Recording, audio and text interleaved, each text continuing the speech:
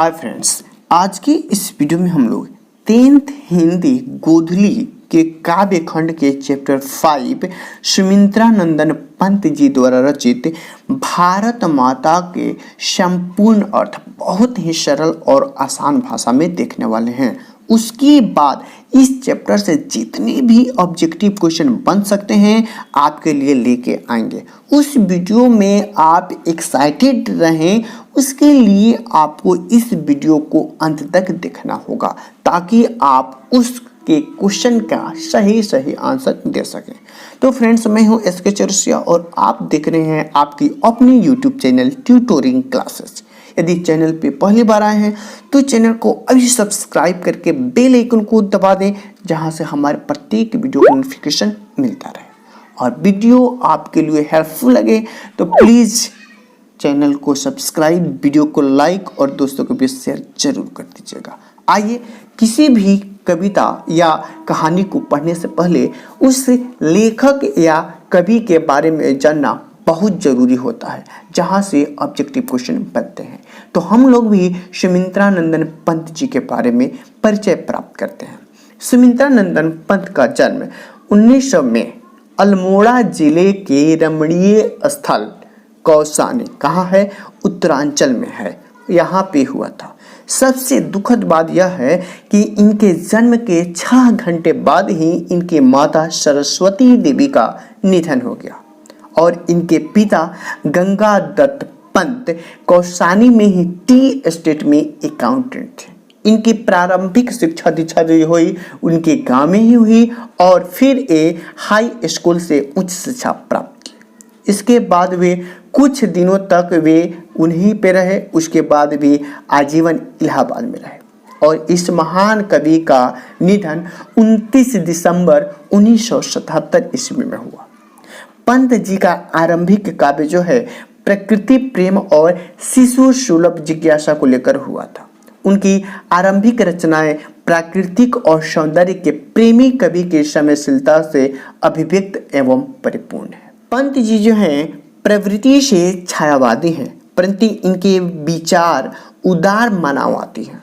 इन्होंने प्रसाद जी का पूरा नाम जयशंकर प्रसाद है और निराला जी का पूरा नाम सूर्यकांत त्रिपाठी निराला है के समान छंदों और शब्द योजना में नवीन प्रयोग है।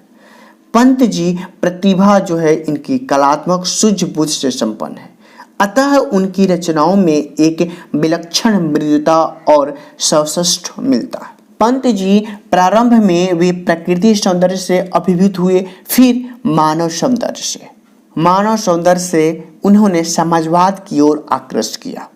समाजवाद से वे अरविंद दर्शन की ओर प्रवीण हुए। पंत जी के अंतिम काव्य जो है लोकायतन है और जो उनके परिपक्व एवं चिंतन को समेटे हुए है। उनकी कुछ महत्वपूर्ण काव्य कृतियां हैं जो आपको याद करना होगा और आपसे पूछ लिया जाता है। उनकी प्रमुख काव्य कृतियां जो हैं उच्छ्वास, पल्लव, वीणा, ग्रंथि, गुंजन, युगांत, ये सभी उनकी रचनाएं हैं। लेकिन ध्यान देने वाली बात है कि पंत जी का एक काव्य है चितंबरा, इसके लिए उन्हें भारतीय ज्ञानपीठ पुरस्कार भी मिला है।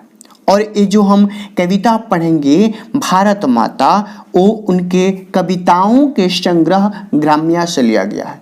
पूछ लिया जाता है कि ग्राम्या क्या है, तो पंत जी के कविताओं का संग्रह है और ये भारत माता कविता ग्राम्या से ही लिया गया है।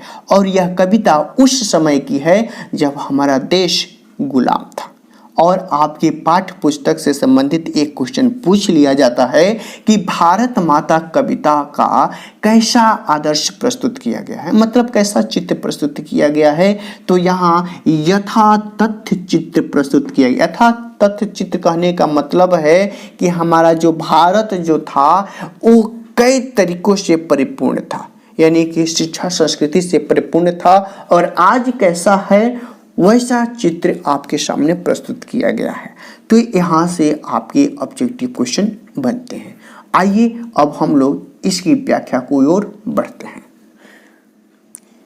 आइए हम लोग अब भारत माता कविता के प्रथम अनुच्छेद की चर्चा करते हैं।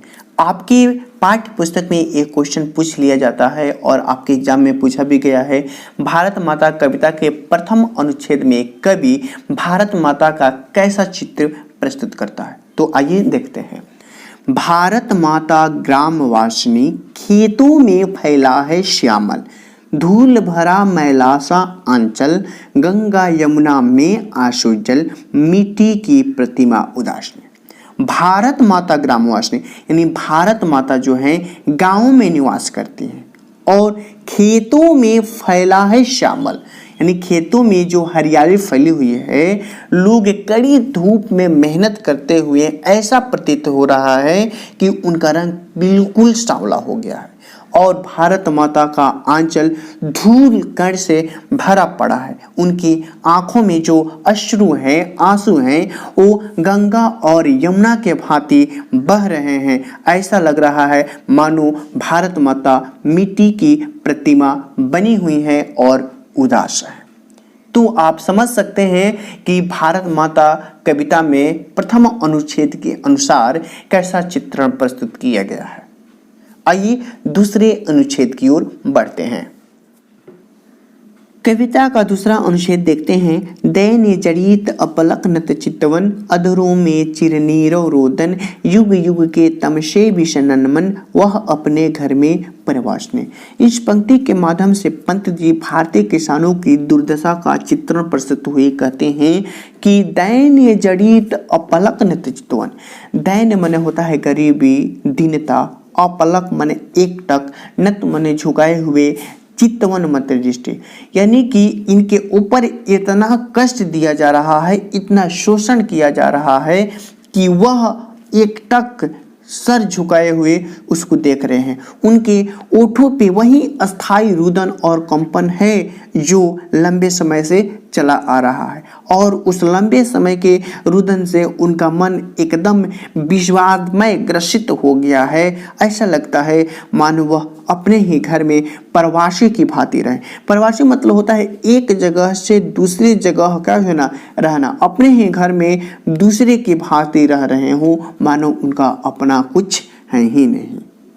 अगला अनुच्छेद है 30 कोटि। हमने बताया कि एक कविता जो लिखी गई है वो आज़ादी पूर्व लिखी गई है। उस समय इसकी जनसंख्या जो थी वो 30 कोटि यानी 30 करोड़ के आसपास थी। तो 30 कोटि संतान नग्न तन, अर्ध क्षुधित शोषित निरस्त्र जन, मूढ़ असभ्य अशिक्षित निर्धन, नतमस्तक तरु तल निवासने। यानी कि 30 कोटि संख्या जो है अर्धनग्न है, अर्धशोधित माने भूखे प्यासे, शोषित, बिना अस्त्र शस्त्र के हैं। वे मूर्ख, असभ्य और अशिक्षित तथा गरीब हैं। अपनी सर को झुकाए हुए पेड़ के नीचे निवास करने पे मजबूर हैं। कहने का तात्पर्य है कि वे निरस्त्र हैं, बिना किसी हथियार के हैं। मतलब साफ है कि वे विरोध करने की शक्ति उसके अंदर नहीं है। वे लोग मूर्ख, असभ्य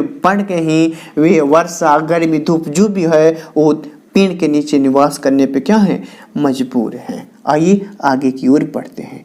अगला है स्वर्ण शस्य पर पददल लुंठित, धरती सा सहिष्णु मन कुंठित, क्रंदन कंपित अधर मौन स्मित, राहु ग्रसित सर सिंधु हासने। मतलब स्वर्ण शस्य सोने जैसे फसल पर मने दूसरों के, पद मने पैर, तल मने तले, लुंठित मने रौदा जा रहा है। सोने जैसे फसल को विदोषियों यानी अंग्रेजों के पदों से, पैरों से रौदा जा रहा है। धरती सा सहिष्णु। अब बताइए धरती जैसा सहनशील कोई भी हो सकता है और धरती जैसा सहनशील मनुष्य, किसानों भी मन क्या हो गए हैं, कुंठित हो गए हैं। उनके क्रंदन से ओठ उनके कांप रहे हैं और वे मौन हो रहे हैं। जिस प्रकार शरद ऋतु की पूर्णिमा के भांति चमचमाता रहता है, लगता है मानो उसको राहु ने ग्रसित कर लिया है। मतलब कहने का मतलब है जिस प्रकार राहु के ग्रसित हो जाने पे दिन में भी अंधकार में हो रहा है, उसी प्रकार त्रासदी बहुत ज्यादा हो रही है। आइए आगे बढ़ते हैं। आगे है चिंतित भ्रिकुटी क्षितिज तिमिरांकित, निमित नयन नभ वस्प आच्छादित, आनन श्री छाया शशि उपमित ज्ञान मूढ़ गीता प्रकाश ने। मतलब कि इतने ज़्यादा उनको कष्ट दिया जा रहा है कि भारत माता की भवें हैं जो चिंता से झुकी हुई हैं, उनकी आंखों के सामने अंधेरा छाया हुआ है और उनकी आंखें झुकी हुई हैं। ठीक वैसे ही अंधेरा है जैसे आकाश में वाष्प माने भाप छाया हुआ है। उनके मुखमंडल जिसे हम लोग चंद्रमा से उपमा देते हैं, वो ऐसा मानो मूर्ख बनी हुई हैं जो गीता का ज्ञान हमें देती हैं, आज वह खुद मौन बन करके मूर्ख बनी हुई हैं। अंत में पंत जी कहते हैं कि सफल आज उसका तपसंयम, पिला अहिंसा स्तन्य शुद्धोपम, हरति जन मन भय भावतम भ्रम, जग जननी जीवन विकास। कहते हैं लेकिन जो भी हुआ, लेकिन आज उनका तप क्या है? संयम है, यानी कि सफल है। भारत माता अहिंसा का दूध यानी कि अमृत पिला करके वे लोगों के मन से भय और भ्रम को हर रही हैं, मानो वो जग जननी है और लोगों के जीवन के विकास करने वाली हैं। उम्मीद करते हैं कि आपको इस चैप्टर का अर्थ आसानी से समझ में आ गया होगा। अगली वीडियो में इस चैप्टर के सभी ऑब्जेक्टिव क्वेश्चन को लेके आएंगे। फिर मिलते हैं अगली वीडियो में, तब तक के लिए धन्यवाद।